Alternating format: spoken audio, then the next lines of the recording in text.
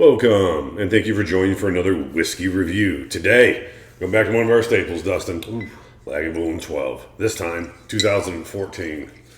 Dustin, this is my first Lagavulin 12.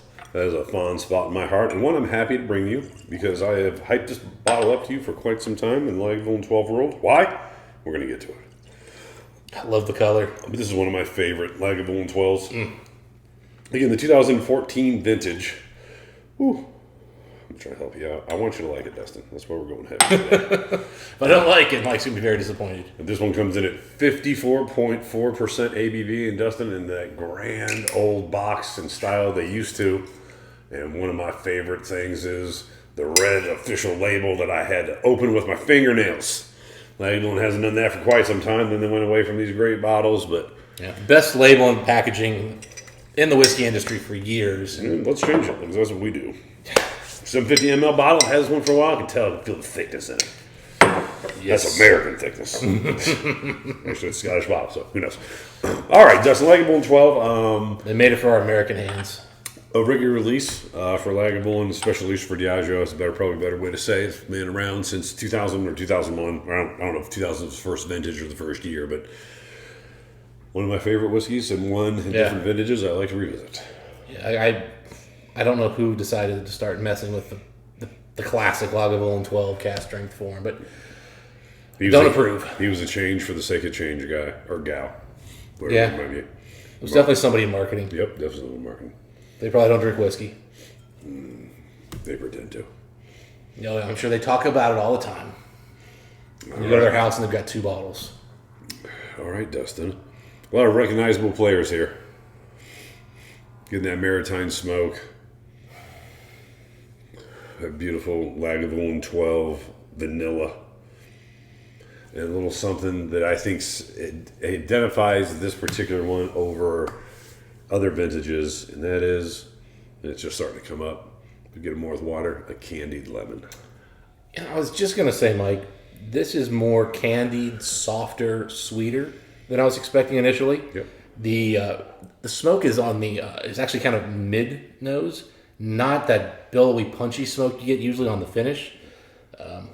Very citrusy with heavy vanillas. Where 2013 and 14 are two of my favorite vintages. Where 13 focused on the ashier notes. It was ashy. This focuses more on the fruitier notes, specifically lemon. You are definitely correct there, Mike. These were my first 2 Lagavulin 12s. Like I got this 14, clean. And then I went to the 13. I compared them back and forth, and then I remember thinking like, I'm gonna get these every year. They're different enough. Wasn't it a great time when you could just go to the store and find different Lagavulin 12s? Yeah. You have 4 euros old ones. Awesome.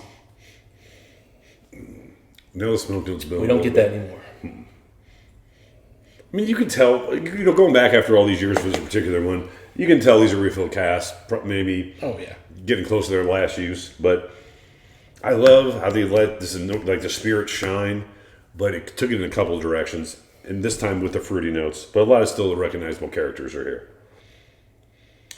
The citrus note here is enough where I would legitimately double take to definitively state, yep, this is Lagavulin. This was my entry into Lagavulin 12. This was my first. Man, it was so easy to fall in love with this whiskey. Like if I poured this next to a Lagavulin 16, Lagavulin 16 would definitely stand out, like more distinct on the smoke notes.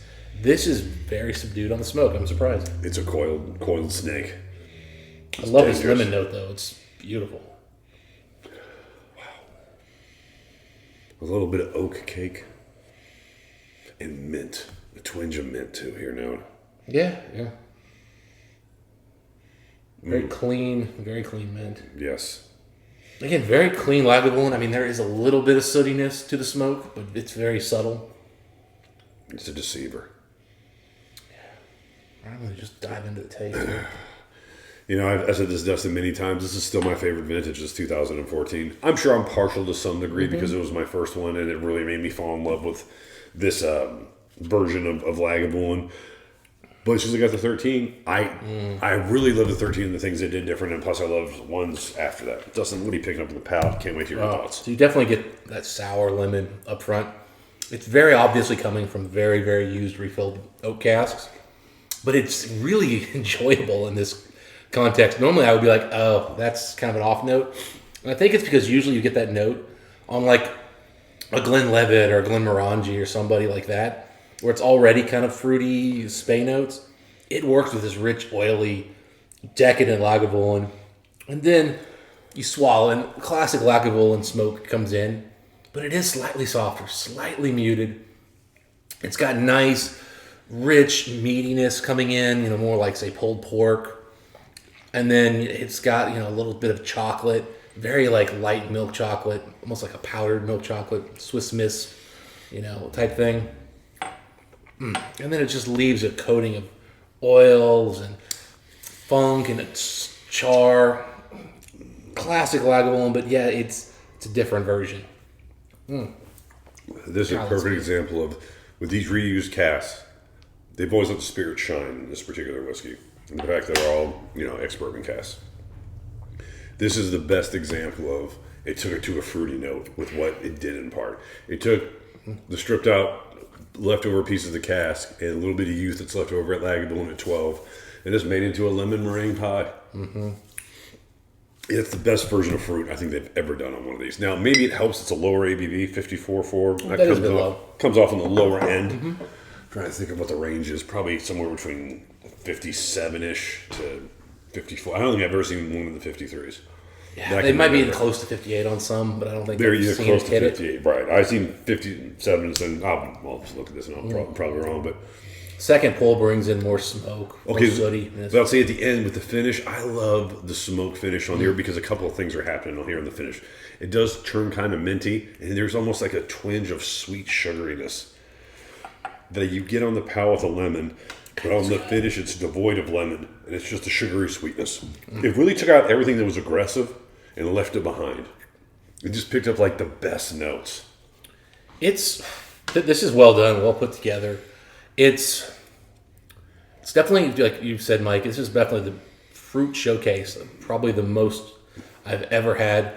Ignoring, for example, something with sherry cask, where you obviously are imparting actual fruit. But actual Lagavulin 12s when they were just the standard way. Yeah. No, as 12s go, this is the most fruity. Oh, yeah.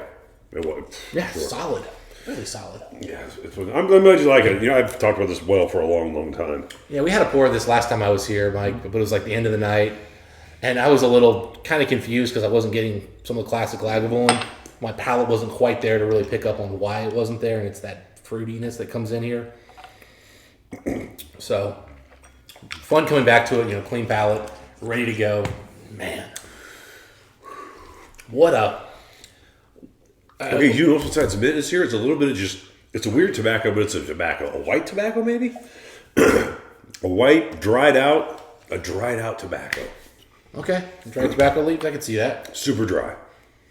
Wilted tobacco. And a twinge of vegetal. God, oh my goodness. The fruits are just coming in even more.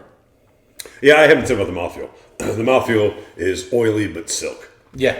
It's a thick silk.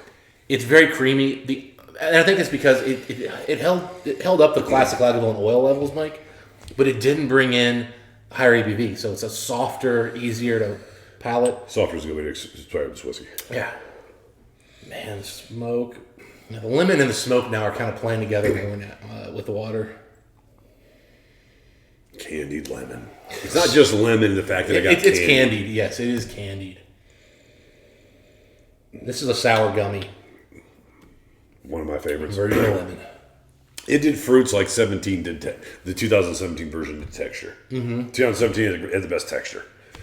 2015 had the best balance. 16 and 18 were kind of hot, but aggressive regular, I would say. 13 was ashy, and this was fruity. Ooh, this got bitier, sharper. Alcohol's coming up way more with the water. And I know this whiskey. I got 20 of them right there. There's char. Ooh. Burnt oak. Ooh. Yeah, if you're not getting enough oomph initially, just put a little drop of water in there, man. Ooh, that brings up some of the classic Lagavulin notes. I do kind of prefer it neat just because I was enjoying it being its own unique animal.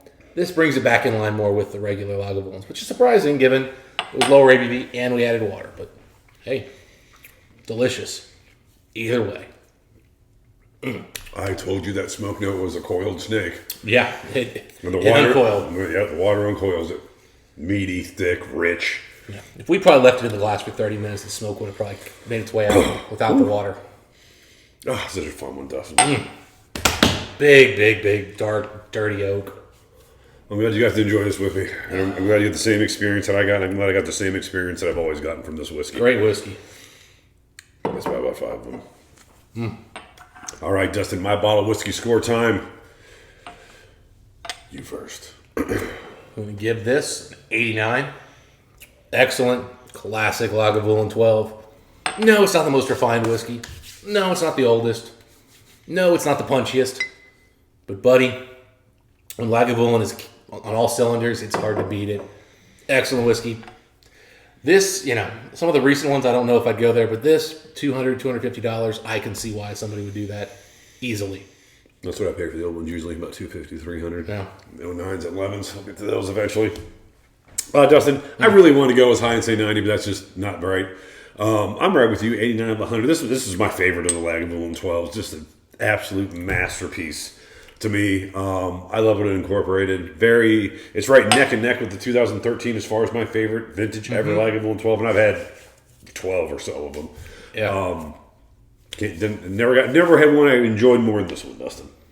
I see why you like it. I mean, this is probably not my favorite. I still think the Lion's Fire, believe it or not, is my favorite. Lion's Fire is in my top 5. You got to go back to like the 2017, though, the 15. I did 17, 18, and 20 with Lion's Fire side by side one night. Like the Lion's Fire best? The Lion's Fire did win for me that night. I think I actually had, I believe it or not, I'm an 18 over 17 guy. But I do understand why people love the 17 so much. But the 18 was a little punchier, which I liked. Yeah, 16 and 18 are very similar. They're a vamped up version of what I just think of Lagavulin 12. I mean, really, the 17 is similar to this one without the fruit. Like, it's oily, rich, not as aggressive and punchy. Texture is better than 17. They had great mouthfeel and texture. Yeah, well, I mean, I get it, but I'm saying it. But like, it's similar profile in that it's not the super smoke bomb that some of the other ones are, or just the gasoline fire that I think the 16 and 18 are. So if you're a fan of the 17 and you find a 13 available, it's going to be right up your wheelhouse. Or 14. Anyway, those are our thoughts on this particular whiskey. You guys had a chance to try this 2014 vintage of Lagavulin 12. I'd love to know what you guys think. Dustin, until next time, I wish the folks. Happy smoky drinking. See you next time.